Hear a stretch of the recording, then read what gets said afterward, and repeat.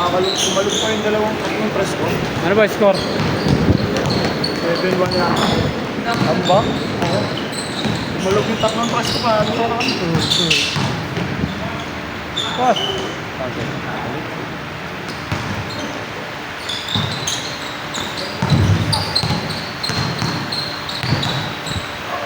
Lang sa bata. Saan ka uwi ngayon? Bilang ko lang. Dadaan ka na naman doon sa ano, sa Dobal. Nga nga. Tapos,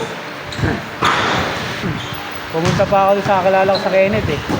Para maka-internet. dami. Yung satellite mismo wala din. Maski data wala eh.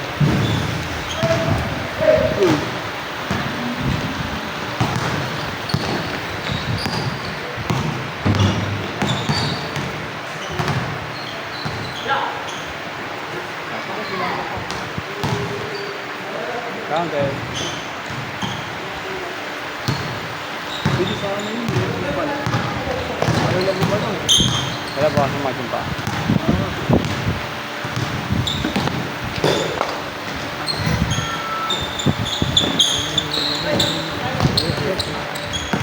Maging bata eh. Pwede mo gawin eh.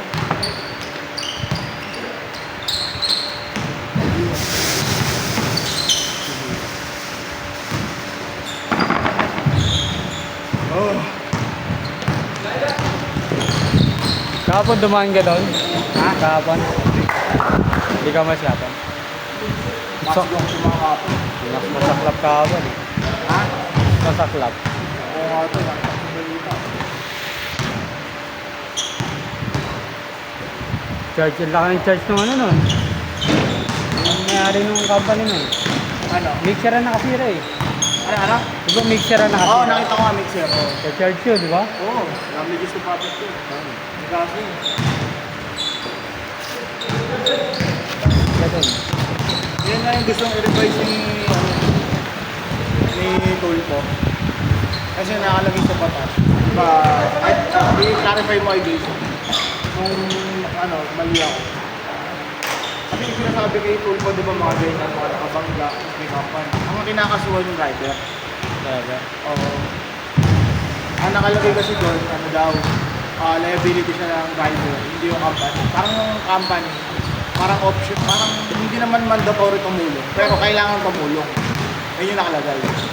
Pero hindi sinasabi kung magkano yung specific na amount o kung kailan kailangan tumulong, mag-sure. Wala, protection yun ng company. Parang damo nga. Kaya gusto ko i-advise ko. Lalo na yung mga corporation. Oo.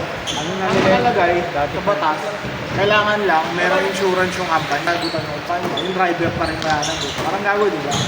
Eh, syempre sa mga accident, hindi naman agad na, hindi naman. Kumbaga, hindi naman talaga naka-covered lahat ng insurance at ng buhay. Oo. Kaya ang dami ang kasong ganyan sa tulpo.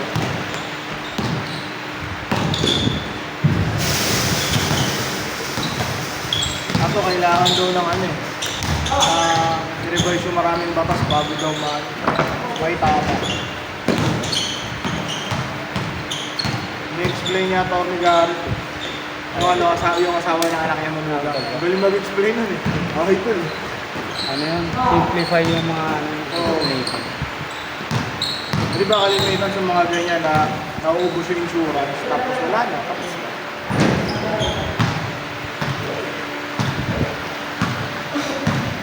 nakukulong yung driver. Kawawan driver. Parang ang nakalagay sa batas kasi kasalanan yung driver. Hindi kasalanan yung driver. Tapos walang required. Yung walang allotment ng pulpo. May fix. Oo, mayroon siyang ano. Hindi siya optional. Kumbaga gagawin siya mandatory. Tapos may kasama ka pa. Ngayon optional lang. Alam, may insurance yung company. Yung insurance siya sasagot. Diba? Kaya problema nga, yung damages, minsan kulang yung insurance na nakiklaim, tapos ang tagal pa. Lalo na yung ganyan. Ang Oo, laki niyan. tapos, hindi mandatory na abonoan ng kumpanya. Diba? Ang tanga. Diba dami lang ganyan na kisa nangyari? Nagpabot lang yung company ng 100K, hindi wala silang magawa. Hindi nilang makasuhan. Kasi nga, yung insurance na sasagot eh, yung nakalagay. Tsaka yung driver eh, yung driver. Kaya siya sa kahit saan kung kaya. Walang pera yan. Kaya nga. Kaya dapat i-revive. Tsaka yung sa ano, yung sa pagkuha ng insurance ng ano, ng mga motor, sakyan. Gagawin ng mandatory yung ano, yung general insurance. Kumbaga pati ano, damages, sakop.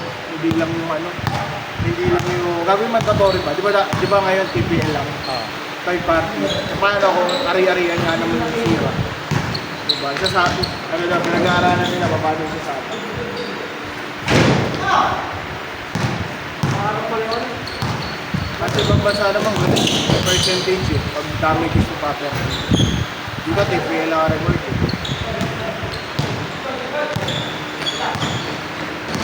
TPL, bilang pa. Nangyayari si Tulpo nag-aabono pag nagagawa ng reklamo eh. Active pa ba siya? Umahan pa rin ba siya? Minsan, pag bakasyon yung kanila, yung kongreso, ayun sila din. So yun nag-host. Swerte nga nung mga reklamo katapos sa kanya eh. Jackpot eh.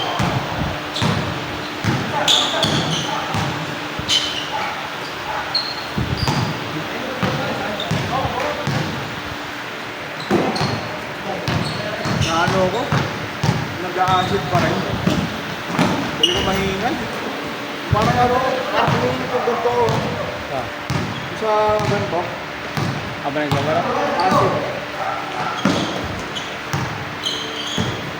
Kasi pag kumakain ako, sandal, tapos tupo na ako. May meeting na.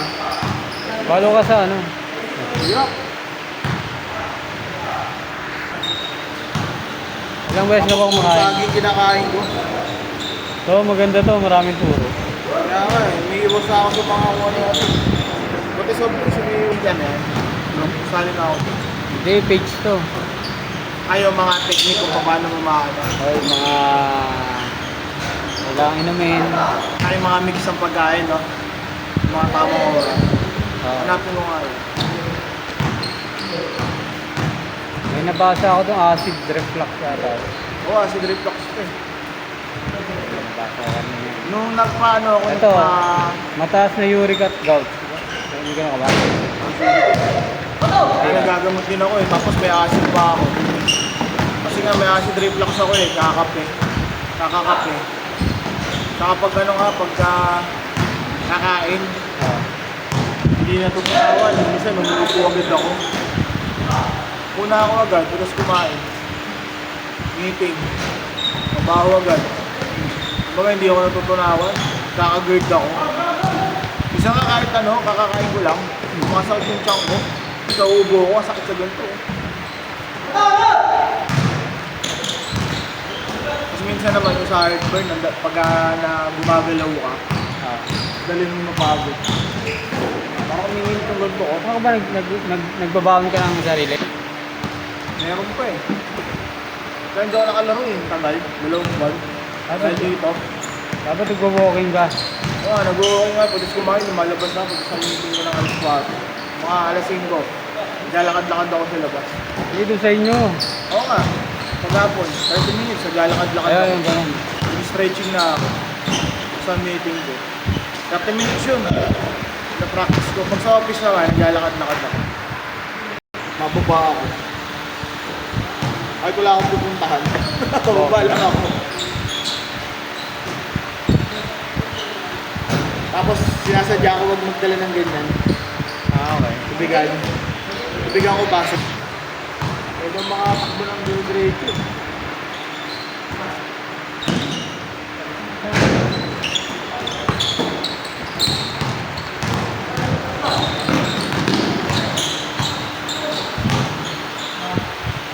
Ah.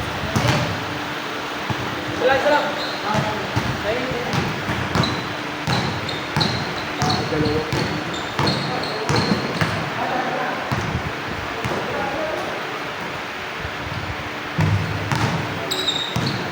Yung huli mong laro mo dito yung may ano ka? Ha? Yung huling laro mo dito yung may tatlong picture ka ito siya. May? May tatlong picture ka.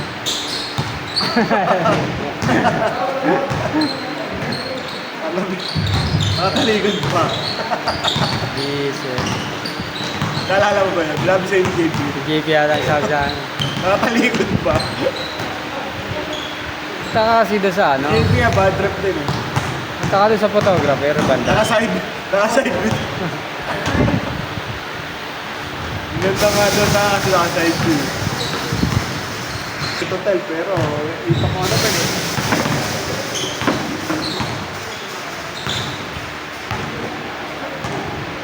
Dati, pagka Piernes, nakakaalis ako ng mga outing. Dati nun, kaya nakakalaro ako ng Wednesday nun. Nasa isa, ano ako, nakaka-out ako misa, alas 5 lang. Kasi pagka Tuesday kasi may meeting kami naman hanggang alas 10. In-offset ko na kinabukasan. Duty ako ng 8, out ako ng 5. Ngayon kasi hindi na pwede. Wala na yung meeting ko nang ako sa gabi, ng Tuesday. Kaya nakakalako ko, pag niyayaya ako ni JP, nag-ship ko ang schedule.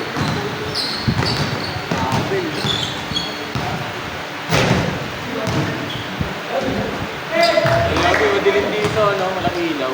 Ako na pundi. Yan, wala rin. Sulit, no? Minimum yan, tubig. Sipag siya. Okay ang kaya ka. Kumbaga, ano? Maayos ka usap, no? Trabaho. Hirap yung ano. Yung ano lang, nilalaro lang. Galing. Bayad eh. Ulit sa atin eh, pag naglalaro kami ni JP Wednesday. Sabi nila bawat group mo. Pre, ano mapicture tayo mamaya kasi baka mamaya, konti lang picture. Yun, naririnig ko. Yung kaliwete, pag naglalaro yun, daming pitik nun. Yung sa dati o dito? Dito sa bali. Sa dati ako yun eh. Kaya pinamaki isang daan ka eh. So, minsan 21 yung pitik niya. 20 plus. Grabe no? Ulit eh. Minsan 15.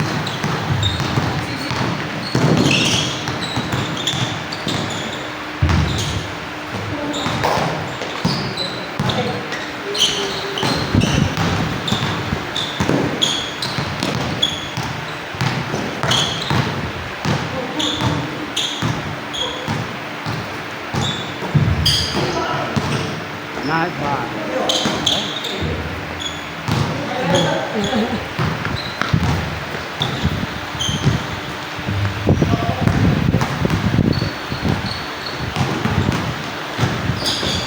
Wala, hindi umalis yun.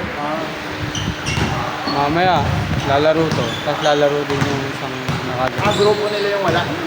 Isa nila yung wala eh.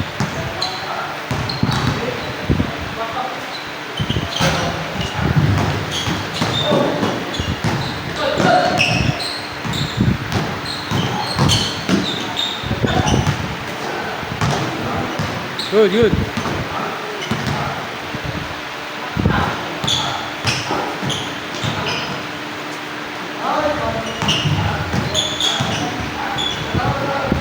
Malas ko. Hindi pa rin. Hindi pa kasi. Hello, good breaker. Okay. No.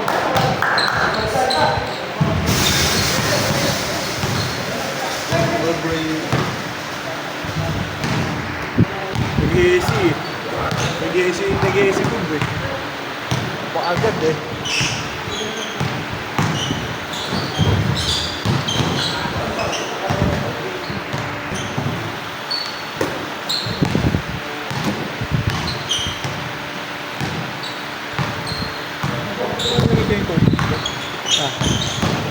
Naiiwan ko yung atak.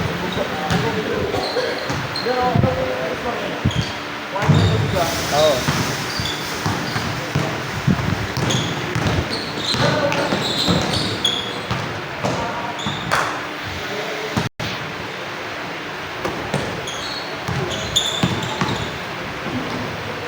Pero, okay.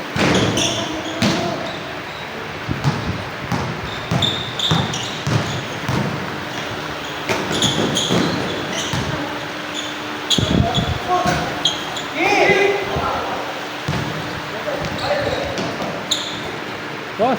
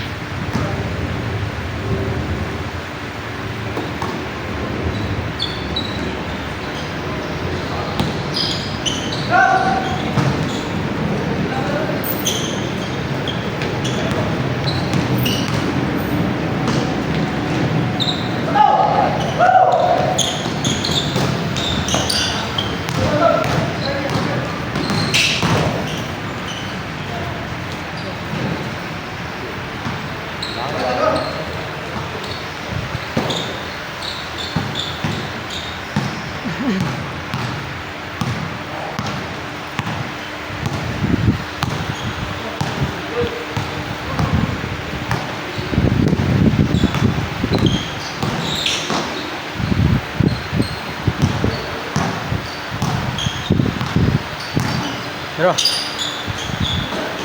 Tos. Galing, galing.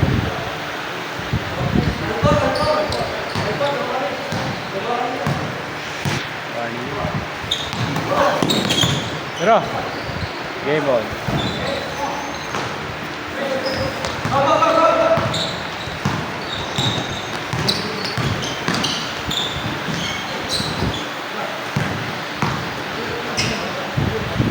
Pero.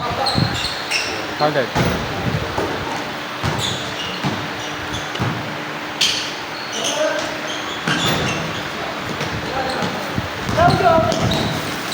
Review.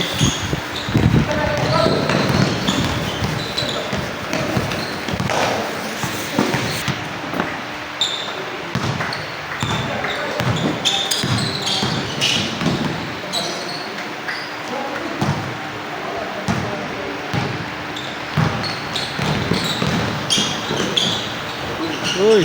Jelly. Jelly. Asan na isang motor mo? Ha? Asan na isang mong motor? Pinasalo ko na. Yung nagre-repair ng bahay ko. Saan nyo na binili? Best friend ng pinsan ko yun. So kasi tatambak lang, masisira din yun. Pag ano, hindi nang gagamit. Kaya ganun din, babaratin lang rin yun ang bibili. Dito ko na sa kakilala ko bibenta. Taga doon lang din siya, no? Oo, nakasahan ko lagi yun. Nagkaroon nga ng problema ilaw ko. Ganun yun, temporary lang. Siya ayos sa biyernes. All around yun eh. Pati kotse ko siya umaayos. Ah, talaga. Oo, ganun yun. Best friend yun ang pinsan ko. Pares sila nag-test eh. Magaling lang to, yung isa, yung best friend. Maraming alam. Yung pinsan ko marunong din. Kasi pag hindi niya na alam, tinatawag niya yun. Diba, yung pinag-test yung kotse ko dahil sa anak ko. Pinapakan mo 100. Siya ayos, yung radiator. Pati yung bumalik ko na pinaka-casing ng lagay ng makina. Pinupok lang niya. Maso. Maso tsaka yung, Oh? ano, yung pakong malaki, yung bakal. Silsil lang. Tapos may ginamit pa siya eh. Screw. Meron pa siyang ginamit eh. Mareta de Cabra.